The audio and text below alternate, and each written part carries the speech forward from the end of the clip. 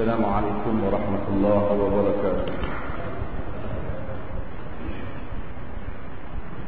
الحمد لله نحمده ونستعينه ونستغفره ونعوذ بالله من شرور أنفسنا ومن سيئات أعمالنا.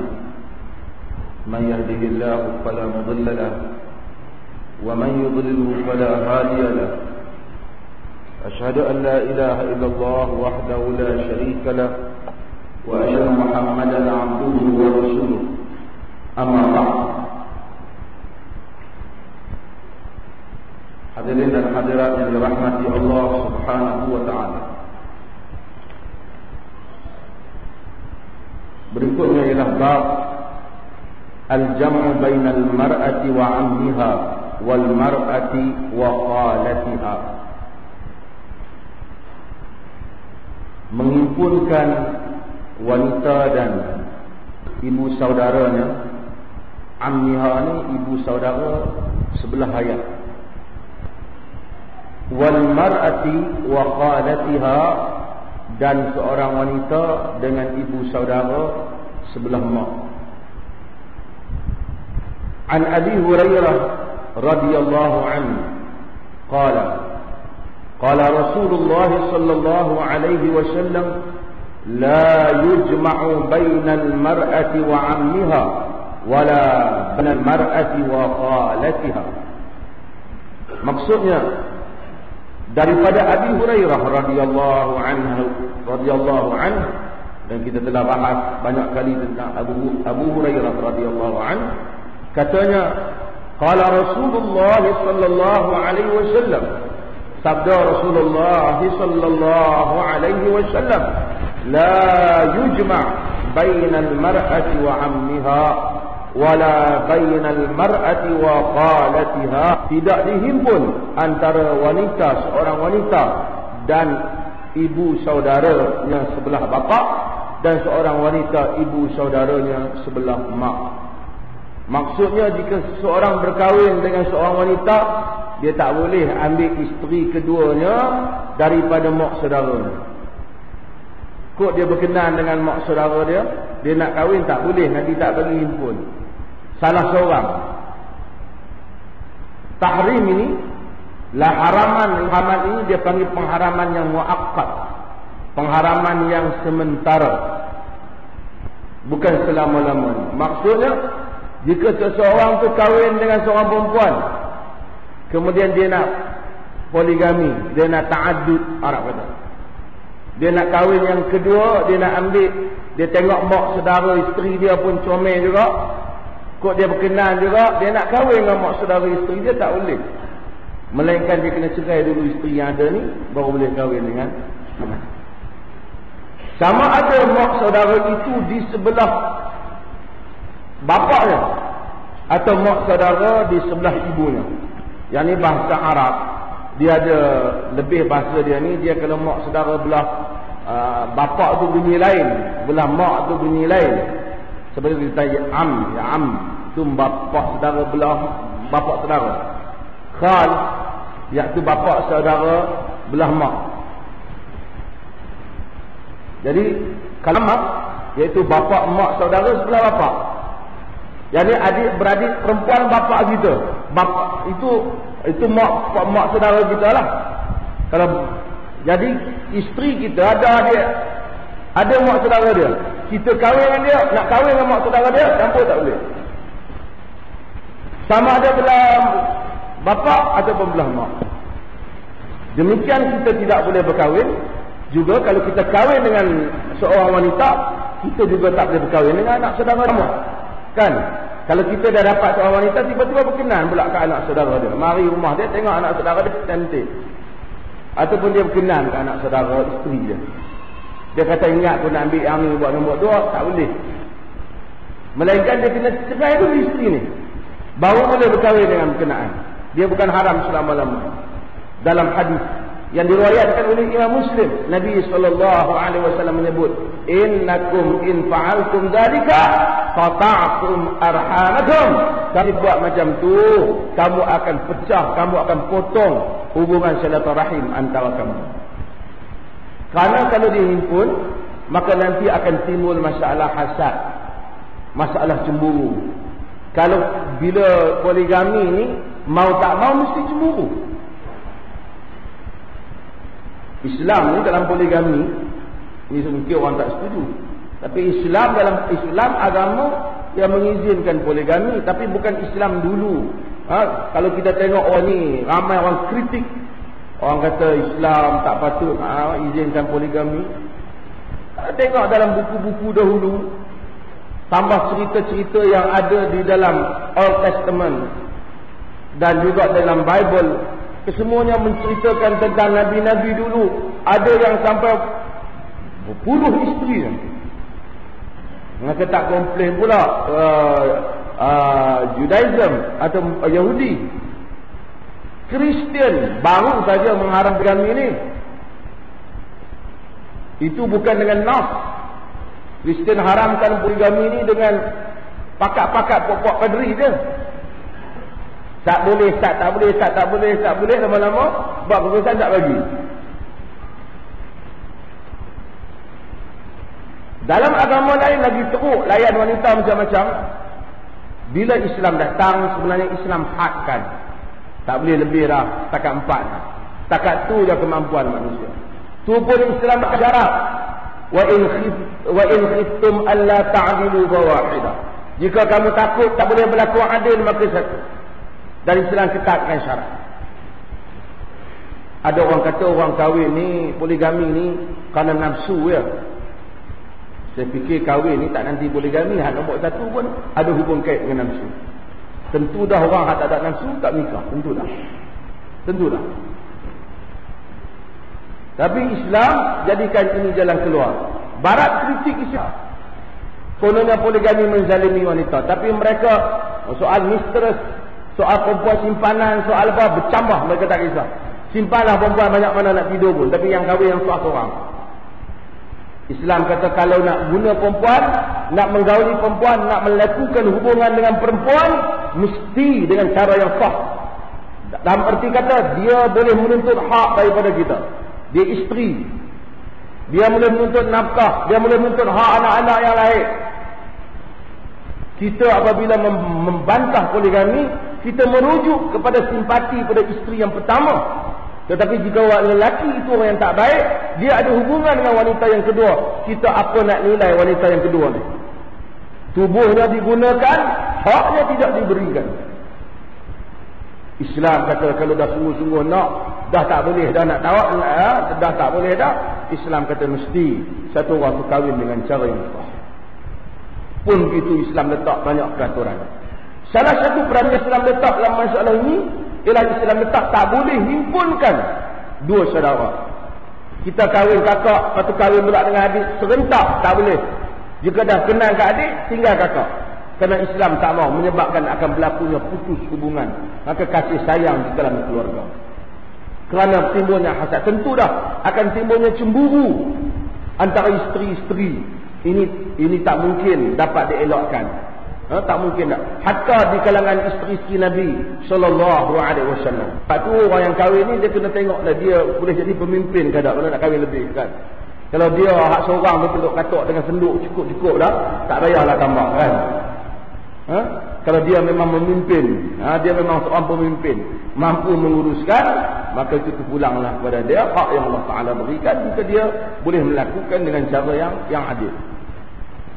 Balik kepada masalah yang kita sebut, kenapa Islam nak jaga masalah hasad? Dan hasad ini tuan-tuan adalah satu penyakit yang dahsyat. Nabi SAW sebut, dabba ilaikum da'ul umami qablakum al-hasad wal-baghdha hiya al-haliqah la aqulu tahliqu sya'r walakin tahliqu din. Dalam hadis yang diriwayatkan oleh Al-Bazzar dengan sanad yang sahih, Nabi menyatakan bahawasanya akan menjalar kepada kamu penyakit orang sebelum daripada kamu, iaitulah al-hasad wal-baghdha, hasad dan suka meluat antara satu sama lain. Dia adalah kukur, kata Nabi. Aku tidak kata ia mencukur rambut, tetapi ia mencukur agama. Mencukur agama. Semuanya kerana hasad. Lihat pada zaman Nabi SAW. yang lawan Nabi SAW bukan di kalangan orang yang jahil. Sebahagian besar mereka ialah ahlul kitab yang hasut orang lain melawan Nabi. Sebab apa? Ahlul kitab rasa mereka lebih layak, mereka lebih tahu agama. Pasal apa? Muhammad mari daripada kabilah Arab, tidak datang dari Yahudi. Tiba-tiba Muhammad akan dapat wahyu dan menjadi rasul. Ini mereka tak puas hati. Lalu mereka melancarkan peperangan dengan Nabi. Dan mereka bagi tahu pada orang ramai Muhammad bohong, Muhammad dusta, apa yang Muhammad cerita tak ada dalam Taurat, tak ada dalam Injil. Ini semua tak benar. Semua yang tak ada pakai semata-mata kerana azab. Nabi SAW dalam hadis yang disebut oleh Al-Imam At-Tabarani, Nabi menyatakan bahawasanya la yazalun nasu bi khairin ma lam yatahasadu. Manusia akan sentiasa baik dia selagi mana dia tak hasad. Bila hasad, kesannya besar. Tuan lihat apa yang berlaku kepada Nabi Yusuf alaihissalam. Apabila adik-beradik dia hasad, daripada dia duduk dengan bapaknya Nabi Yaqub alaihissalam, dibuang ke dalam telaga. Dia membuat cerita tipu kat bapak dia, kata bahawasanya serigala makan adik dia. Sungai Arab kata kan, Arab kata, pepatah Arab kata, seorang itu berlepas, kata dia, bara' ka bara'atu zik min dami Yusuf. Terlepas orang tu tak buat salah, tak ada dosa. Macam mana tak ada dosanya serigala daripada darah Nabi Yusuf alaihissalam. Sebab apa? Serigala kena tubuh buta. Tak ada pasal apa? Pasal apa? Pasal hasad adik-beradik. Hanya kerana tengok Nabi Yusuf lebih disayangi oleh bapaknya lebih daripada adik-beradik yang lain. Tak ada apa Nabi Yusuf tak buat apa kata apa. Kemudian mereka mengambil tindakan buang sehingga Nabi Yusuf pergi menjadi hamba, masuk dalam penjara. Timbul kes lain sehingga Allah Subhanahu wa taala menakdirkan untuk Nabi Yusuf alaihi salam menjadi orang yang berkuasa di negeri Mesir. Dan Quran menamakan itu sebagai ahsanul qasas, kisah yang terbaik, yang terindah dalam Al-Quran.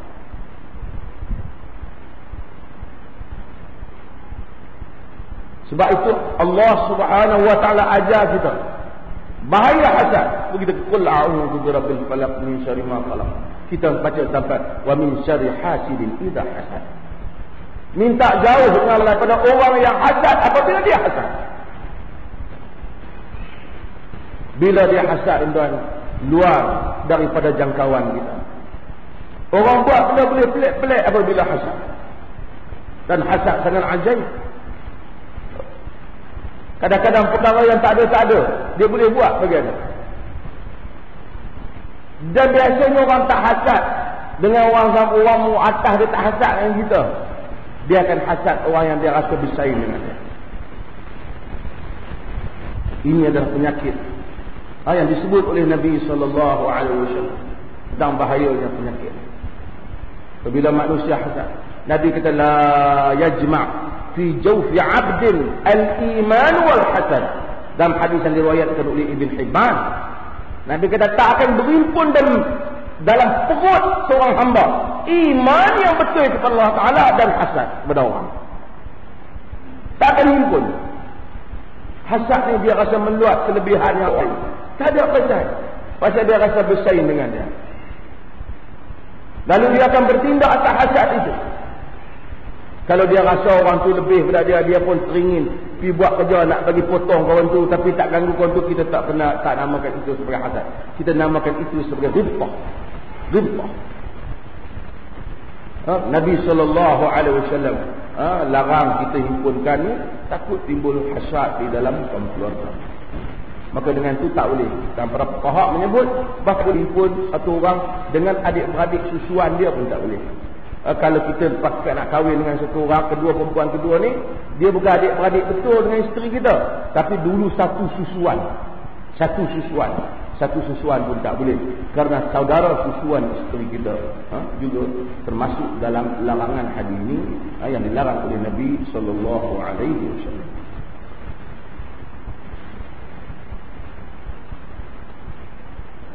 Hadis yang berikutnya,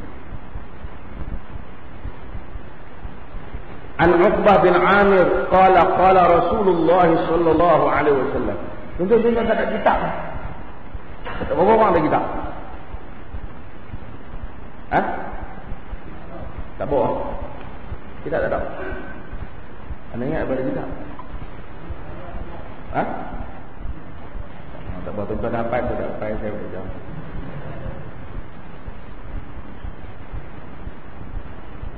An Uqbah bin Amir radhiyallahu anhu qala Rasulullah sallallahu alaihi wasallam inna ahaqqa syurut an tufu bihi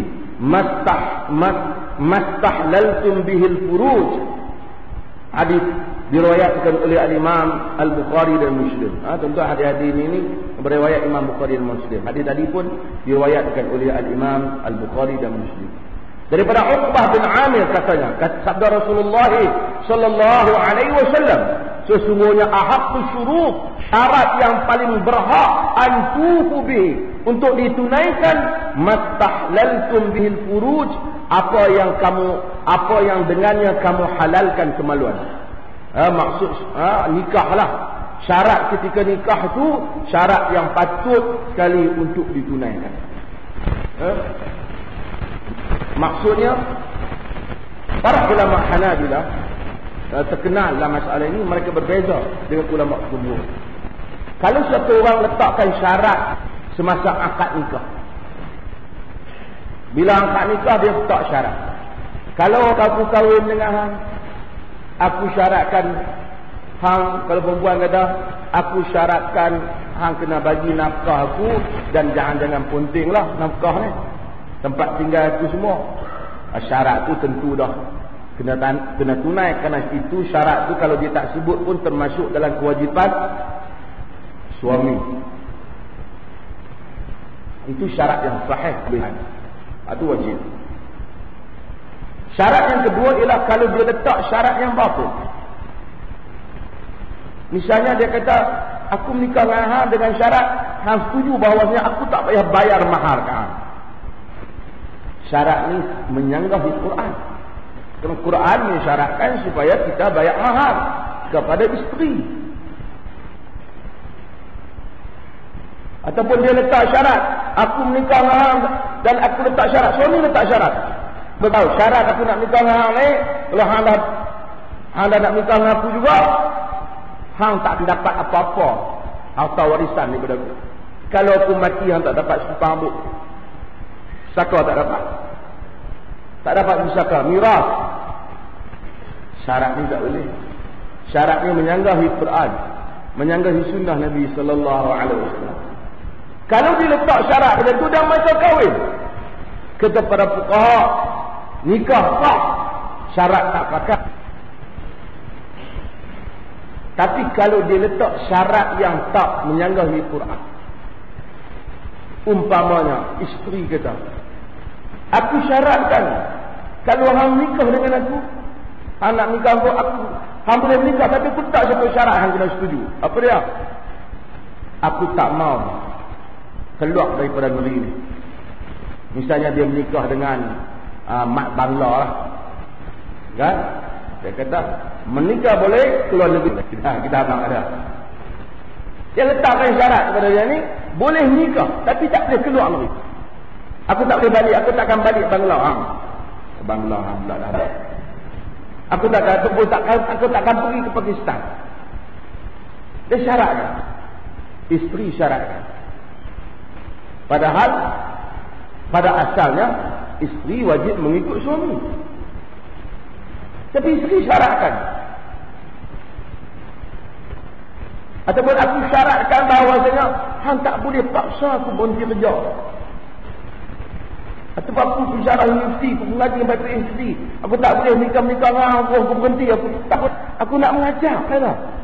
Aku syaratkan hang mesti benarkan aku mengajar. Tak boleh lama. Dia setuju. Kemudian kahwin. Bila kahwin, main 5 tahun, laki dia langgar perjanjian. Dia tak bagi ke, ataupun dia ajak pergi ke negeri dia.